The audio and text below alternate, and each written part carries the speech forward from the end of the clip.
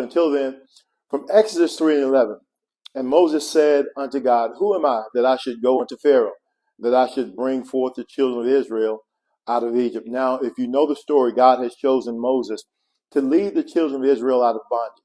And although Moses reverences God, he failed to see his own potential. Now, possibly it was because of his inability to speak well. Possibly words has been spoken over Moses that caused him to feel inadequate. Now, I will tell you, it's easy to give into the feeling of inadequacy. People, even today, several people, even many believers, they lack self-esteem, they lack self-worth. But you have to understand, the Creator put something in us to bring glory to His name, to be a vessel to be used to benefit and help other people. So, of course, without Him, we are nothing. Without Him, we have no value. But with Him, we have great value. Know your worth. Know your value. Know what God has put in you. Know that you have great potential. Don't give in to the voices of the critics. Don't give in to the ill words, negative words that have been spoken over your life. Allow God to use you again to bring glory to His name. Once again, know your worth.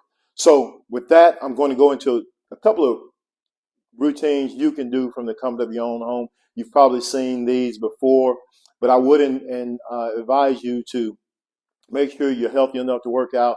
Make sure you wear something comfortable. I just throw on something I work in every day. From time to time, I'll put on some fitness attire, but I'm working constantly, so I've got some workout pants and of course this hoodie. But wear something that you can be comfortable in. Again, check with your doctor. Always make sure you warm up and stretch. But I'm just going to go into these. These are pretty simple. Going to do a push-up, proper push-up. Show you how to do a body weight or air squat, some people call them. I'm going to also do something for the abs, and then what I call the bear crawl hold. So let me just move this bench out of the way. So again, for the push-up is a great upper body routine, also works the core. A lot of people, I've said this before, don't do push-ups properly. And depending on the type of push-up you're going to do, you want to make sure you keep your hands, elbows close to your body. Do a full range of motions where you allow your chest, if possible, to touch the floor, keeping the core tight. Inhaling on your way down and exhaling on your way up. I'll do about 10 of these just to show you. And then hands, your wrist right underneath your shoulders. So you're not way out here. You're not way out here. For this particular push-up, regular push-up. So again, hands right underneath your shoulders, core tight. Inhale on your way down. Exhale on your way up. That's 1, 2, 3, 4, 5. I'm going to turn to the side so you can see, my back straight. 6, 7, 8, 9, 10. Now, of course, if you can't do a regular push-up, you've probably seen these before, where you actually go onto your knees. You may need a pad for your knees. Same thing. 1, 2, 3, 4, 5. And if you can't do something on your knees, you would use like a bench or something, a chair to actually do what we call an incline push-up. So now we're going into a body weight squat. I don't know. Sometimes people talk about they have bad knees, which I have bad knees, but I believe I said one time before, if you can sit on the toilet, you can squat. But again, go at your own pace. Check with your doctor before you start something new. May I have my feet shoulder width apart, turning my toes out slightly. And I'm just going to go here, try to do a deep squat. 2, 3, 4, 5, turning sideways. 6, 7, 8, 9, 10. So let's say you can't do, or you feel like you can't do squats. Get you a chair, bench, and start practicing. 1, without using your hands.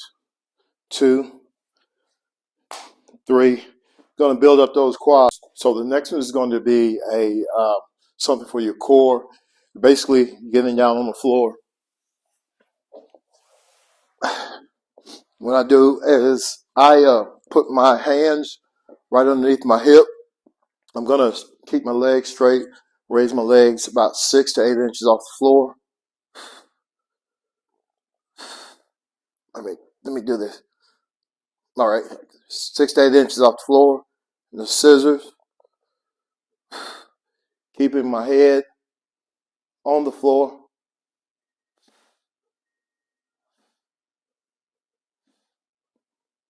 8, 9, 10. I'll pause there. Next one I'm going to do is raise my feet. 1, 2, 3, 4, 5, 6, 7, 8, 9, 10. Now, some people say that kind of pulls on their back to do 2 legs at one time or 2 feet at one time. So you can actually do the same thing, doing 1 at a time. Again, you're starting out slow, going at your own pace. You may not be able to do 10, do 5. And here's one, for your sides or the obliques, basically a ankle or heel touch. You here, 2, 3, 4, 5, 6, 7, 8, 9, 10, 11, 12, 13, 14, 15, 16, 17, 18, 19, 20. And when you're doing that, you want to make sure you get a good stretch. Next is bear crawl hold. Bear crawl hold is going to work your quads, your upper body, and your core. And it's basically getting down in on your knees if you can, and using of course, your upper body, raising your knees 2 to 3 inches off the floor, and holding, breathing, almost like a plank. You probably know what a plank is. A plank is here. This is another great ab routine, holding for 30 seconds to a minute. But doing the bear crawl hold is basically here, 2, 3, 4, 5, 6, 7, 8, 9, 10, 11, 12, 13, 14, 15, 16, 17, 18, 19, 20.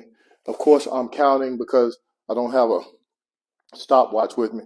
But again, those are just a few routines you can do from the comfort of your own home. Always remember to stretch, warm up before you start any fitness routine. Also, check with your doctor if you're starting something new. Again, this is just a kind of like an introduction to getting back to the word and workout. So I appreciate you, ladies and gents, for tuning in. You'll catch these maybe about 2 or 3 times a week, trying to help you get in the word, but also get in shape. Have a good one.